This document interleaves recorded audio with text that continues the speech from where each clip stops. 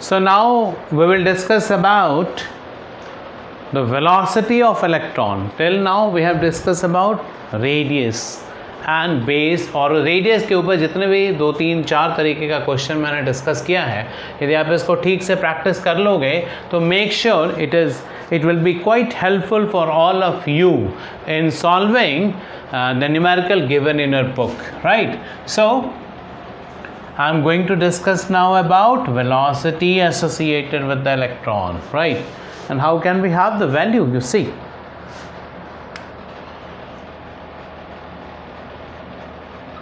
velocity of electron.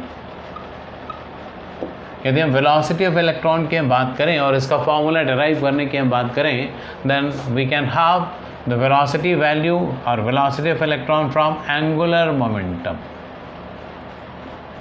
So mvr is equal to nh/2π.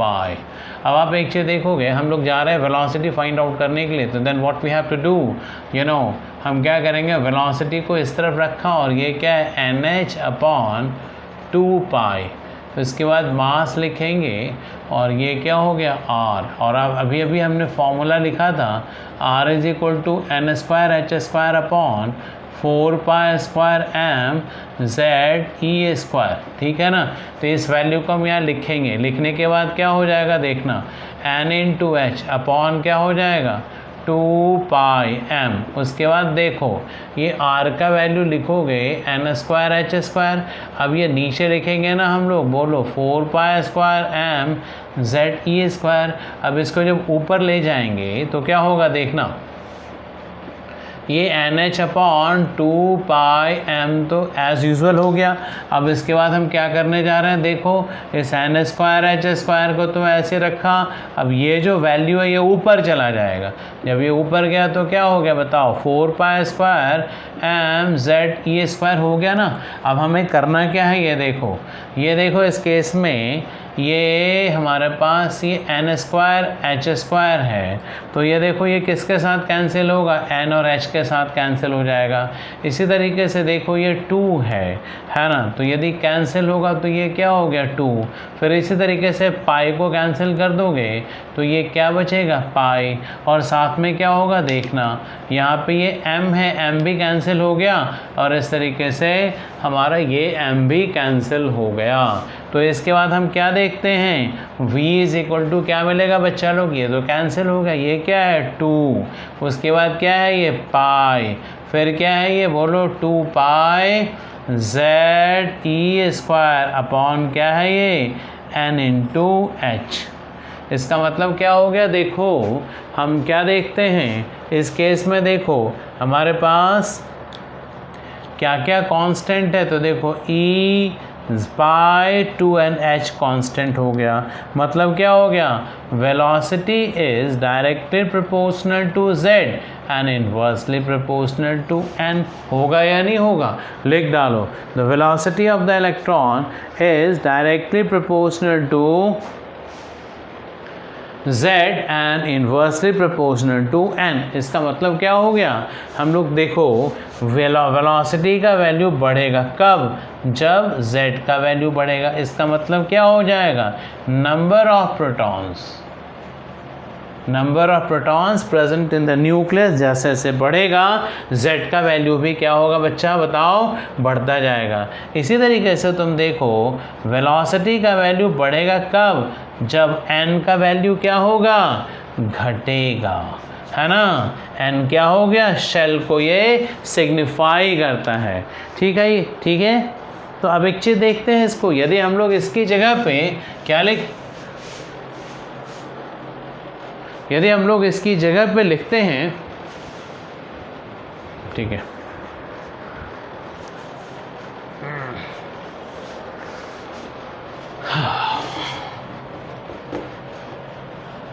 हम लोग यदि इसकी जगह पे लिखेंगे बच्चे देखना, हम इसको ऐसे लिख सकते हैं ना. यदि मान लो इसका वैल्यू लिखते हैं, इस सब का वैल्यू मतलब कि इसका 2π का वैल्यू और e² का वैल्यू और ये h का वैल्यू, तो ये क्या हो जाएगा बोलो, z/n। तो इस केस में देखो वेलोसिटी के साथ जो है हमारा 2πe² अपॉन h का जो वैल्यू है, इसको जब आप कैलकुलेट करोगे ना तो ये क्या मिलेगा, you will find 2.188 into 10 to the power, क्या मिलता है ये बताओ, 10 to the power 6 नहीं 8 होगा, 8 सेंटीमीटर पर सेकेंड मल्टीप्लाइड बाय z/n। तो इस तरीके से आपको क्या मिल गया, ये वेलोसिटी ऑफ द इलेक्ट्रॉन। अब इसमें देखने की बात क्या है कि यदि मान लो z = 1 और n का वैल्यू भी 1 हो गया, तो यदि ऐसा कहता है इसका मतलब क्या हो गया, Z1 है तो हाइड्रोजन एटम हो गया, और यदि n का वैल्यू 1 है इसका मतलब क्या है, इलेक्ट्रॉन इज, बोलो, electron is present in ground state. यदि इलेक्ट्रॉन ग्राउंड स्टेट में प्रेजेंट है तो इलेक्ट्रॉन का वेलोसिटी क्या होगा, 2.188 इंटू 10⁸ सेंटीमीटर पर सेकेंड होगा इसका वेलोसिटी। लेकिन ये वेलोसिटी घटेगा कब, जब आप n का वैल्यू बढ़ाएंगे तो वेलोसिटी घटेगा।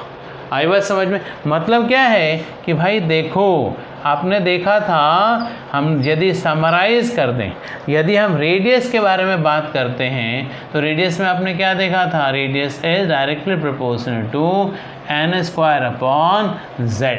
यस है नो, n²/z डायरेक्टली प्रोपोर्शनल होता है n का। इसका मतलब क्या है, यदि ये हमारा r1 है, ये r2 है, ये r3 है, ये r4 है, ये मान लो यहाँ तक आ गया, ये r5 है, तो हम क्या देख रहे हैं, जैसे जैसे n का वैल्यू बढ़ता जा रहा है क्या हो रहा है, बोलो ना,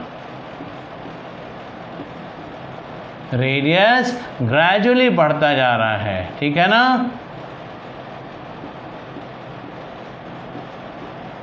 With the increase in the value of n, radius value increases simultaneously, my dear। आप एक से देखो, इस केस में क्या होगा, यदि हम वेलोसिटी के टर्म में बात करें, ये तो हमने किसके टर्म में बात किया बच्चों लोग बताओ, रेडियस के टर्म में बात किया।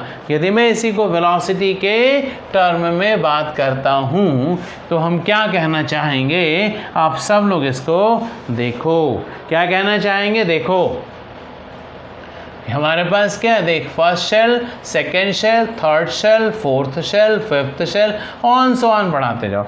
अब इस केस में तुम देखो, इलेक्ट्रॉन यहाँ पे भी है, इलेक्ट्रॉन यहाँ पे भी है, इलेक्ट्रॉन इस पे भी है, इलेक्ट्रॉन यहाँ पे भी है, इलेक्ट्रॉन यहाँ पे, सब जगह इलेक्ट्रॉन प्रेजेंट है।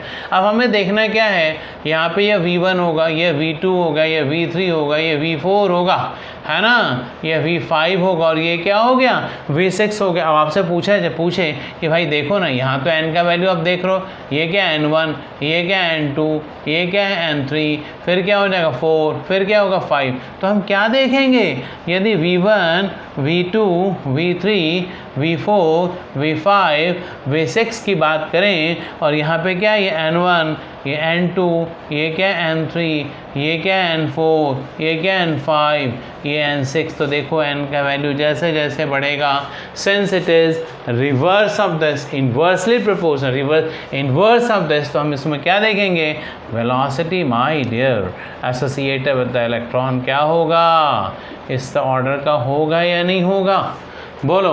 तो ये इस तरीके का क्वेश्चन आपसे पूछा जाता है, आप इसको सॉल्व कर सकते हो, ठीक है ना। इसी तरीके से देखो, यदि आपको, जैसे मैंने रेडियस में एक्सप्लेन किया था इलेक्ट्रॉन्स का, वैसे ही इस केस में भी आप क्या लिख सकते हो, देखना, you can write V2 upon V1 is equal to, क्या लिखेंगे बोलो, Z2 upon N2 into Z1 upon N1। आई बात समझ में।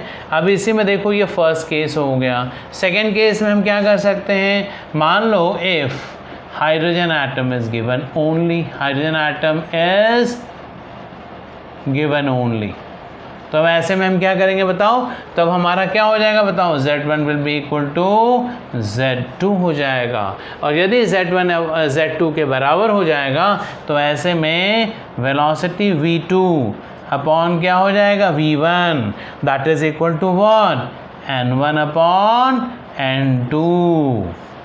आई बात समझ में? तो ये क्वेश्चन पूछा जाएगा आपसे। इसी तरीके से यदि इसमें पूछा जाए ऐसे,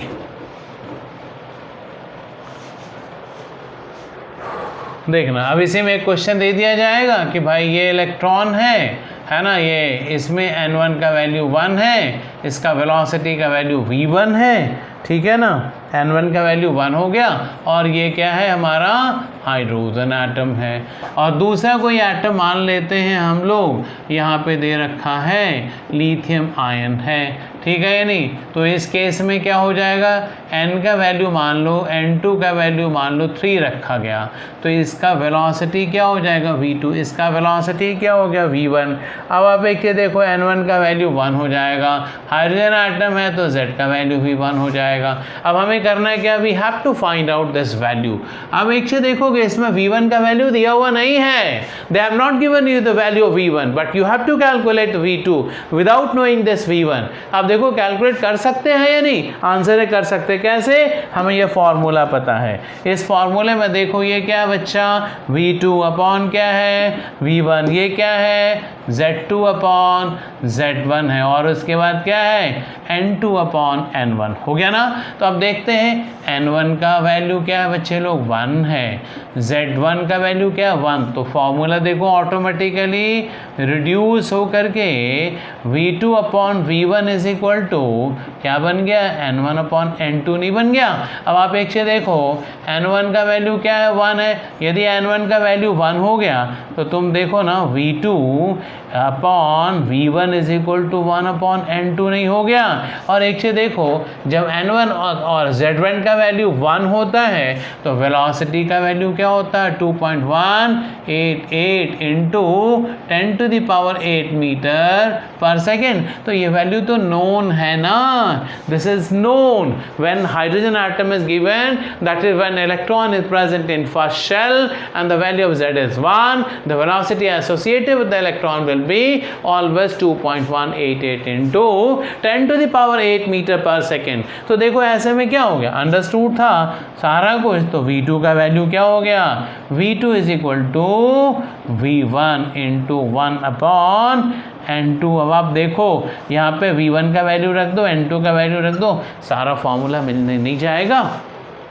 मिल जाएगा, लेकिन याद रखना इसे भी आपको कैलकुलेट करना है। नेक्स्ट वीडियो में आपको बताऊंगा कि इसमें से एनसीईआरटी में कहाँ कहाँ पे क्वेश्चन पूछा हुआ है, सारे एग्जाम्पल्स में कोट कर दूंगा। आई बात समझ में? फिर इसके बाद में बताऊंगा एंट्रेंस एग्जाम में कब कब और कैसे कैसे क्वेश्चन पूछा गया है। तो आई होप आप सारे बच्चों को ये रेडियस का फॉर्मूला समझ में आया होगा, कैसे कैसे हम लोग रेडियस कैलकुलेट करते हैं, कैसे हमने डिराइव किया। सिमिलरली वेलोसिटी का फॉर्मूला आपको समझ में आ गया होगा कि वेलोसिटी को हम कैसे फाइंड आउट करते हैं। आई बात समझ में? इन्हीं बातों के साथ आप सारे बच्चों को मेरा थैंक यू। ठीक है, सब लोग खूब मज़े करो, खूब पढ़ो, खूब खेलो, खूब खाओ, खूब पियो भी, है ना। और हमें इजाज़त दे दो। नमस्कार सारे बच्चों को। Thank you so much for listening my video. Okay, thank you so much.